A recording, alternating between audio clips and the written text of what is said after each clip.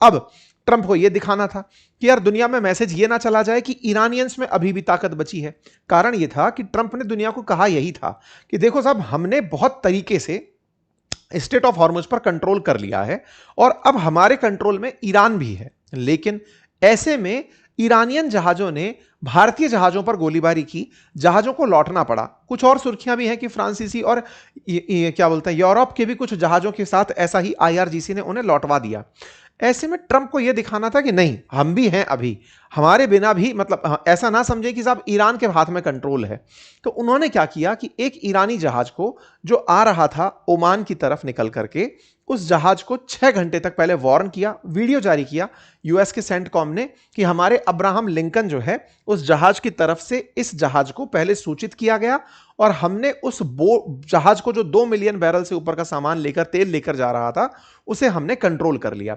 इसका नाम तोश्का बताया गया और तोश्का नाम के जहाज को, जो कि 17 नॉट की दूरी पर था, उसे इन्होंने अपनी तरफ से कब्जा कर लिया। यहां पर आप तस्वीरें देख सकते हैं, इस तरह से स्टेट ऑफ हॉर्मुज से यह जहाज चलता हुआ जा रहा है जिसमें माल लदा हुआ है। ये अमेरिकी डेस्ट्रॉयर है, ये जो बोट आप देख रहे हैं ये अमेरिकी डेस्ट्रॉयर है जो धमकी देते हुए इसको रुकवाने की कह रहा है और ये जहाज लगातार चले जा रहा है। अमेरिकी धमका रहे हैं, वो चले जा रहा है।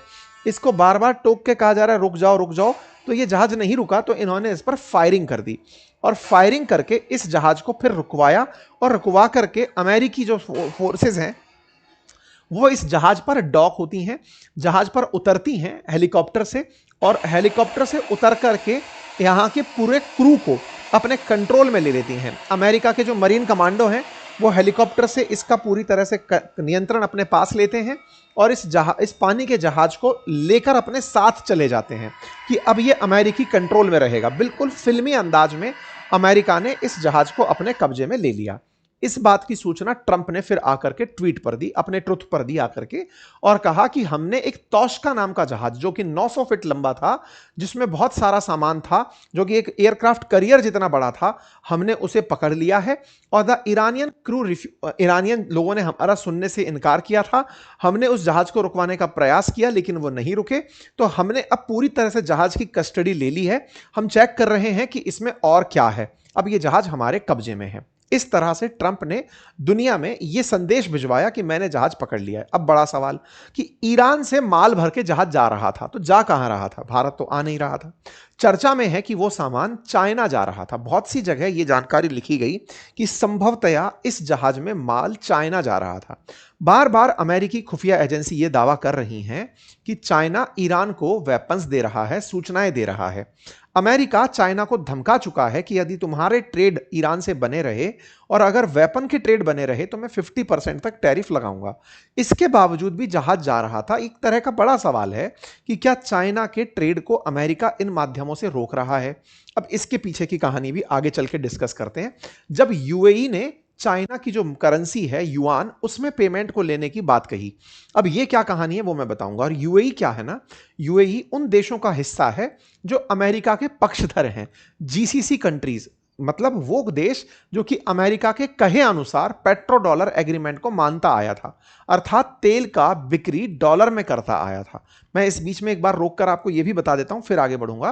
पेट्रो डॉलर एक ऐसा एग्रीमेंट अमेरिका ने आज से लगभग 52 साल पहले सऊदी के साथ किया था, कहते हुए कि आप लोगों को तेल दुनिया में बेचना तो है लेकिन उसका पेमेंट डॉलर में लोगे। तो इन्होंने कहा साहब हमारी तो अपनी करेंसी है। बोले कैसी भी करेंसी हो, आप डॉलर में ही पेमेंट लोगे और जब आपके पास डॉलर इकट्ठे हो जाएंगे तो हम आपको माल सप्लाई कर देंगे उस डॉलर की। आप उस डॉलर को अमेरिकी इकोनॉमी में खर्च कर सकते हैं, अमेरिकी इकोनॉमी के बॉन्ड्स में लगा सकते हैं, और आपको वेपन की जरूरत होगी या किसी इंफ्रास्ट्रक्चर और निवेश की, तो हम डॉलर से निवेश आपके यहां पर कर देंगे। तो मतलब आप डॉलर आपके पास रहेंगे तो आपको खूब सारा एक्सपोजर मिलेगा, खूब सारा सामान ले पाएंगे। 2024 में अमेरिका और सऊदी के बीच का यह पेट्रो डॉलर एग्रीमेंट खत्म हो गया। सऊदी दुनिया में सबसे ज्यादा तेल प्रोड्यूस करने वाला देश रहा है। ऐसे में पेट्रो डॉलर एग्रीमेंट के खत्म होने के बाद चाइना यह चाह रहा है कि जो इज्जत पहले डॉलर को मिली हुई थी पेट्रोल डीजल खरीदने में या क्रूड खरीदने में, वो चाइना की करेंसी को मिले, यानी कि युआन को मिले। उससे क्या होगा? उससे ये होगा कि युआन जब इकट्ठा होता चला जाएगा सऊदी के पास, वो दुनिया से डिमांड करने लगेगा कि युआन में पेमेंट करो, तो फिर युआन की भी वो इज्जत होने लगेगी जो डॉलर की है। ऐसे में अब यहां पर बड़ा सवाल बनता है कि अमेरिका लगातार इस पूरे की पूरे खाड़ी देशों के समूह को अपनी तरफ से जो प्रेशराइज किया हुआ था, किस बात के लिए? कि तुम लोगों को मैं बेचने लायक नहीं छोड़ूंगा, मुझसे पेट्रो डॉलर एग्रीमेंट वापस से रिन्यू करो। लेकिन इन देशों ने अब तक इस बात को नहीं माना, और जब से ईरान का कन्फ्लिक्ट हुआ है तो अमेरिका ईरान से इन देशों को बचा भी नहीं पाया। ईरान ने इनका नुकसान पहुंचाया, नंबर एक। नंबर दो, ईरान के नुकसान तो पहुंचाने के साथ साथ अप्रत्यक्ष रूप से ये अपनी सेल भी प्रभावित कर गए। तेल निकल ही नहीं पा रहा स्ट्रेट ऑफ हॉर्मुज से होकर के। अगर तुम्हारा संरक्षण था तो पिछले 1.5 महीने से, अब तो ऑलमोस्ट 2 महीने होने जा रहे हैं, 2 महीने से अमेरिका जैसा पावरफुल देश इन देशों को, जिन्होंने इनके कहने पर पेट्रो डॉलर एग्रीमेंट किया हुआ था, उनके माल को वहां से होकर निकलने में योग्यता नहीं रख पाया। तो इन देशों के अंदर एक नाराजगी है कि हम आपको मानते ही क्यों आए जब आप सुरक्षा नहीं दे पाए। एक काम करते हैं, आपसे बेहतर फिर चाइना है, हम उसको भी ऑप्शन देते हैं कि हम उसका भी पैसा यूज करेंगे। ये फिलहाल के लिए यूएई के कुछ कमेंटेटर्स की टिप्पणी चल रही है कि क्यों ना ऐसा कर दिया जाए। ये एक तरीके से इनडायरेक्टली अमेरिका को धमकाने का प्रयास है कि बेटा तुम्हारे अंदर ताकत नहीं बची कि तुम स्ट्रेट ऑफ हॉर्मुज खुलवा पाओ, हमें अब दूसरे व्यक्ति के पास जाना पड़ेगा। खैर, अब इन सभी चीजों के बीच में और जानकारियां भी निकलती हैं, और जानकारियों में निकलता है कि साहब दोनों एक दूसरे को धमका रहे हैं बढ़िया तरीके से, और इसी बीच में अमेरिका और ईरान के बीच आज संभावित वार्ता का समय आ जाता है।